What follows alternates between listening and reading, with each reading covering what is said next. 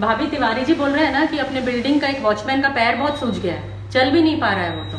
तिवारी जी, मुझे लग रहा है कि इसके पैर की वेन फूल गई है, उसके अंदर शायद खून की गुठली बन गई है। ये देखिए, ऐसे इसका पैर फूला हुआ दिख रहा है ना, इस टाइप का।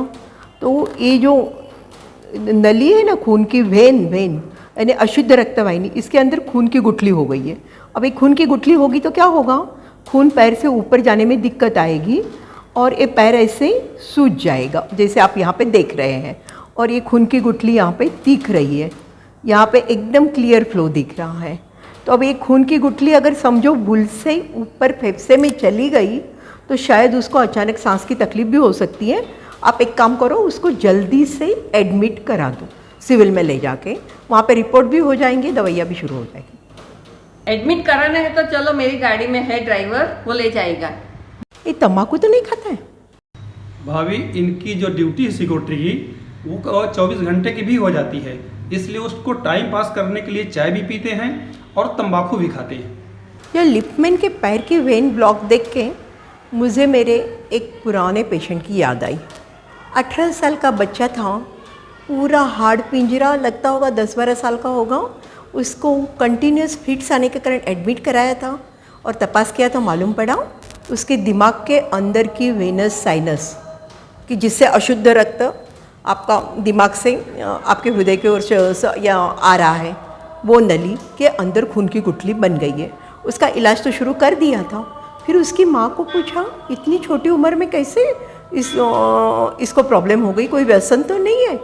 शायद मुझे लगा ना ही बोलेगी, पर उसकी माँ ने बोला, हम मज़दूर आदमी, देखो हम लोग तो रोज़ मजदूरी करने जाते हैं। ये लड़का भी हमारा 18 साल का है, रोज़ मजदूरी करने जाता है, दिन भर मुंह में तंबाकू रहता है, शाम को आता है तो पोटली लेके आता है, और इसके कारण ये लोग खाना पीना भी नहीं खाते हैं और ऐसे ही चलता है। सो मेरे को एक बात तो मालूम पड़ गई कि इसका भी जो वीनस थ्रोम्बोसिस हुआ है वो इसके ज़्यादा तंबाकू के सेवन प्लस दारू इसके कारण हुआ है। तो ये तंबाकू के कारण ये जो वीनस साइनस थ्रोम्बोसिस या ये जो प्रॉब्लम होती है वो क्यों होती है, वो अपन देखते हैं। तंबाकू या गुटखा दिन भर मुंह में रखते हो तो एक तो मुंह का म्यूकस मेम्ब्रेन है वो भी ख़राब हो जाता है, वैसे ही पेट का भी यानी स्टमक का भी हो जाता है, तो आपके विटामिन्स का एब्सॉर्प्शन नहीं होता। जैसे कि तिवारी जी ने बताया था कि ये लोग 24 घंटे 48 घंटे ड्यूटी करते हैं सिक्योरिटी वाले, वैसे ही काफ़ी जो मजदूर लोग रहते हैं, जितनी उनकी ताकत है उससे बहुत ज़्यादा मजदूरी करते रहते हैं, काम करते रहते हैं, तो वो मुंह में सारे कंटिन्यूसली तंबाकू डालते रहते हैं और चाय पीते रहते हैं।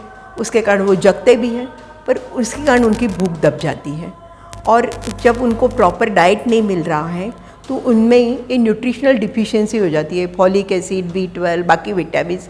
इसके कारण एक जो होमोसिस्टीन बोल के अमाइनो एसिड होता है वो बढ़ जाता है, वो अपने लिए अच्छा नहीं है।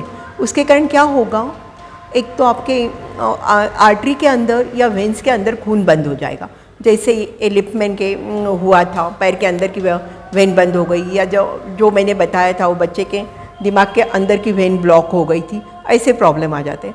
कभी उनको लकवा भी हो जाता है, हार्ट में भी प्रॉब्लम हो जाती है, बहुत सारे होते हैं। और वैसे ही आप कंटिन्यूस अगर मुंह में तंबाकू रखोगे और ये सब vitamin B12 and folic acid कम होंगे तो आपको वैसे ही एनीमिया यानी खून की कमी भी हो जाएगी। तंबाकू के अंदर निकोटीन नाम का एक सब्सटेंस होता है। निकोटीन से क्या होता है, आपका दिमाग स्टिमुलेट होता है, एड्रेनलिन सिक्रेट करता है। आपको मालूम है ना, किसी को जोश आ गया तो बोलते हैं हम लोग बहुत एड्रेनलिन आ गया इसमें, तो उसके कारण एड्रेनलिन स्टिमुलेंट से क्या होगा, भूख कम लगेगी, काम करने का उत्साह भी बढ़ जाएगा, नींद कम आएगी। तो ये जो भी वर्कर क्लास है वो लोग तंबाकू खाते रहते तो उनकी नींद भी उड़ जाती है, वो काम भी अच्छे से कर पाते हैं। और पर उसका दूसरा साइड इफ़ेक्ट भी है, उससे कभी धबकारे बढ़ जाते हैं, BP भी बढ़ सकता है। उसके सिवा निकोटीन से क्या होता है, आपके दिमाग के अंदर डोपामिन सिक्रेट होता है। डोपामिन सिक्रेट होने से क्या होगा, आपको बहुत अच्छा लगता है, और ये जो फील गुड फैक्टर है उसके कारण ही आपका निकोटीन के साथ एडिक्शन हो जाता है। शुरू में तो क्या होता है, आप थोड़ी सी तंबाकू खा लो, फिर बाद में शायद दिन में 2 बार खाते होंगे, फिर बाद में लगता है कि नहीं और खा लूँ और थोड़ा अच्छा लग रहा है, अच्छा लग रहा है। वो अच्छा लगने का इफेक्ट का टाइमिंग कम होता जाता है, अब बार बार खाते रहते हो।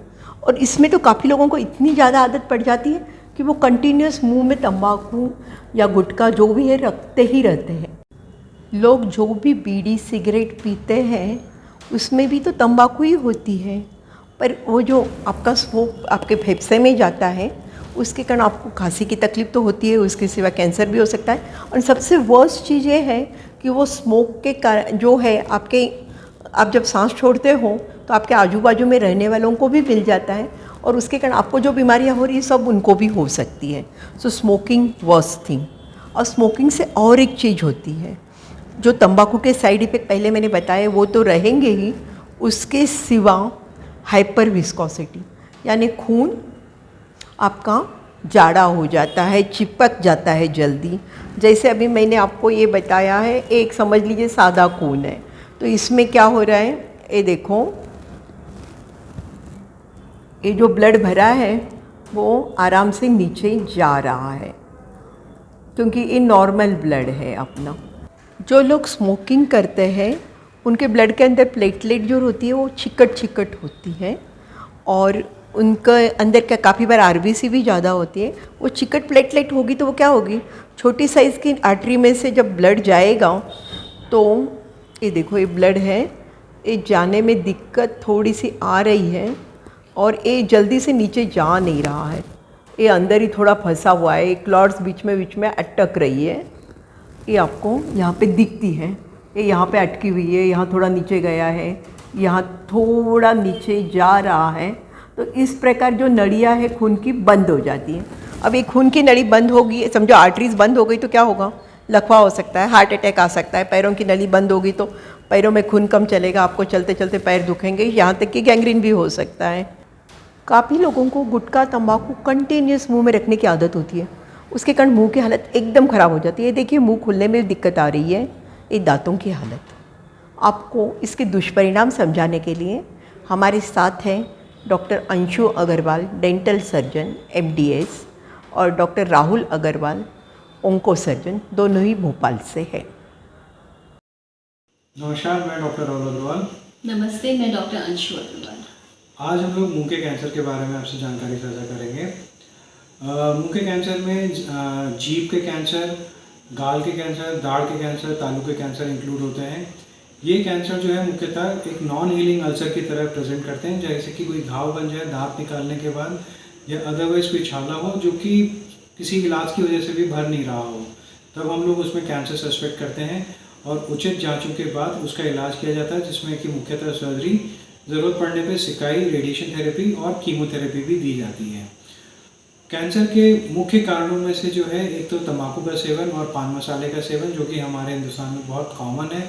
और एक डरने की बात यह है कि बहुत कम उम्र में आजकल बच्चे शुरू कर देते हैं, स्कूली बच्चे जो है अपने माँ बाप को या दोस्तों को देख के इसकी सेवन शुरू कर देते हैं, जिसकी वजह से लंबे समय तक सेवन होने से इसके बहुत दुष्प्रभाव पड़ते हैं, जिसमें मुख्य कारण है, जिसमें मुख्य चीज़ है कैंसर। इसके अलावा इसके होने की वजह से एक और बीमारी होती है जिसको हम बोलते हैं OSMF, जिसकी वजह से मुंह कम खुलता है और इसकी वजह से मुंह की सफाई नहीं हो पाती है, जो आगे चल के कैंसर का कारण बन सकता है। हाँ राहुल, OSMF के पेशेंट्स में तो हम पेशेंट्स को एक्सरसाइजेस भी सजेस्ट करते हैं और उनको अप्लायंसेस भी देते हैं जिससे कि उनकी माउथ ओपनिंग बढ़े। और वैसे कैंसर के पेशेंट्स के अच्छे प्रोग्नोसिस के लिए और अच्छे सर्वाइवल रेट के लिए सबसे इम्पॉर्टेंट है अर्ली डिटेक्शन, और वो तभी होगा जब पेशेंट हर 6 महीने में रेगुलर चेकअप के लिए आएगा। और जैसे कि तुमने पहले बताया कि कोई भी अगर छाला 14 दिन से ज़्यादा में ठीक नहीं हो रहा है तो प्लीज़ अपना चेकअप करवाइए, हम उसकी बायोप्सी भी कर सकते हैं और आपको रेफ़र कर सकते हैं जहाँ भी ज़रूरत हो। और वैसे कैंसर पेशेंट्स में रेडिएशन थेरेपी और कीमोथेरेपी का बहुत बड़ा रोल होता है, पर उसके कारण इम्यूनो सप्रेशन हो जाता है पेशेंट को, और सलाइवरी ग्लैंड्स, हड्डियों पे, टीथ पे, इन सब पे बहुत असर पड़ता है।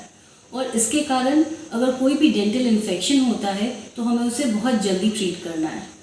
स्पेशली पुअर ओरल हाइजीन, अगर कोई डेंचर ठीक से फिट नहीं होता है तो वो, अगर कोई शार्प टीथ है, कोई ब्रोकन फिलिंग्स हैं, कोई डिफेक्टिव फिलिंग्स हैं, तो हमें इन्हें जल्द से जल्द टैकल करना है, जिससे कि ओरल कैविटी में कोई सोर्स ऑफ इन्फेक्शन ना रहे और आगे चलकर ओरल कैंसर के पेशेंट को कोई कॉम्प्लिकेशन ना हो। धन्यवाद। तंबाकू गुटखा खा के लोग कहीं पे ही थूकते रहते हैं, और जो हम बोलते हैं स्वच्छ भारत अभियान, वो कैसे पूरा होगा? स्टॉप स्मोकिंग तंबाकू गुटखा 7 रीजंस। हाइपर होमोसिस्टिनीमिया, उसके कारण आपके यहाँ पे विटामिन कम हो रहे हैं, B12 कम हो रहा है, फॉलिक एसिड कम हो रही है, खून जाड़ा हो रहा है, लकवा हो सकता है, हार्ट अटैक आ सकता है, वीनस थ्रोम्बोसिस हो सकता है। एडिक्शन कैसे होता मैंने बताया। एडिक्शन छूटने में बहुत प्रॉब्लम आती है। कोविड के समय में आपको मालूम होगा, जब पहले हफ्ते में लॉकडाउन हुआ था, बिल्कुल तंबाकू नहीं मिल रहा था, लोग पागल जैसे इधर उधर दौड़ रहे थे। एक 5 रुपये का पूड़ा लेने के लिए वो लोग 50 रुपये 100 रुपये भी देने को तैयार थे। मेरे को लगता है उसी टाइम पे शायद उन लोगों ने सबने तंबाकू छोड़ दिया होता तो बहुत बड़ा प्रॉब्लम सॉल्व हो जाता। ओरल हाइजीन, मुंह की सफाई बहुत ज़रूरी है, पर एक्चुअली तंबाकू के साथ वो बिल्कुल नहीं होती है, और उसके कारण आपके मुंह से इन्फेक्शन होता है, इम्यूनिटी कम हो जाती है, कैंसर के बारे में बताया हुआ है। पैसे नेचुरल है, ये फालतू के पैसे आपके खर्च हो रहे हैं।